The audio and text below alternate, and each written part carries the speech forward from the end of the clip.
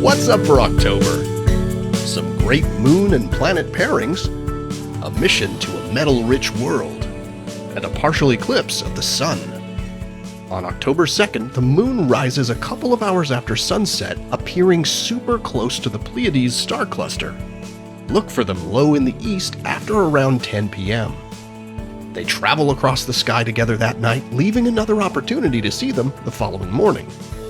In the pre-dawn sky on October 3rd, the moon appears a couple of finger-widths apart from the Pleiades, having moved a bit in its orbit around Earth during the night. Look for them high in the southwest, flanked by Jupiter and the bright red giant star Aldebaran in Taurus.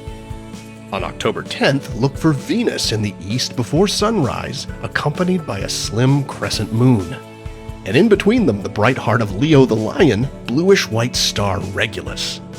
On October 23rd, look toward the south an hour or two after sunset to find the moon, about 70% illuminated, hanging just beneath the planet Saturn. Their close proximity in the sky will make for some easy telescope viewing of these two skywatching favorites. The following evening, the moon will still be nearby, having moved to the east of Saturn. The full moon on October 28th rises together with planet Jupiter. These are two of the brightest objects in the sky, and seeing them so close should make for quite an impressive sight.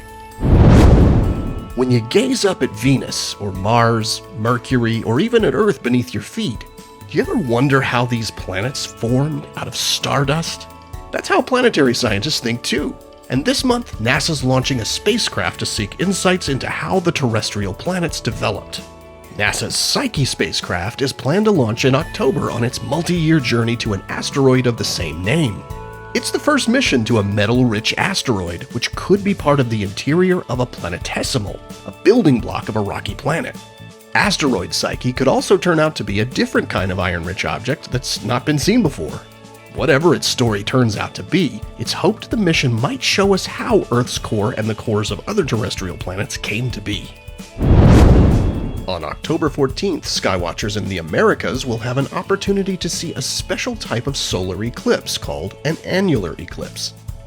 Along a path about 125 miles wide, the sun will appear as a narrow ring of light, which is often called a ring of fire. This narrow circle shape is also known as an annulus, giving this type of eclipse its name.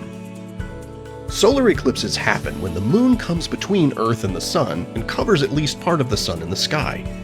When the moon covers the sun completely, we get to observe a total eclipse. But sometimes the moon is a bit farther away in its orbit when an eclipse happens, making it look a little smaller in the sky and just a bit too small to completely cover the sun. When that happens, it enables us to see an annular eclipse. The path of this partial eclipse sweeps across the Americas, beginning in southern Canada and crossing the western US before moving across Central and South America. Outside the annular eclipse path, those within the viewing zone will still see a partial eclipse. The maximum amount of the sun that will be covered by the moon depends on your location. Now, eclipse fans won't have to wait long for more excitement. Next April, a total solar eclipse will sweep across the US. Check out NASA's eclipse resources online for info about both eclipses, where they'll be visible, and tips for safe viewing. Here are the phases of the moon for October. Stay up to date with all of NASA's missions to explore the solar system and beyond at nasa.gov. I'm Preston Dykes from NASA's Jet Propulsion Laboratory, and that's what's up for this month.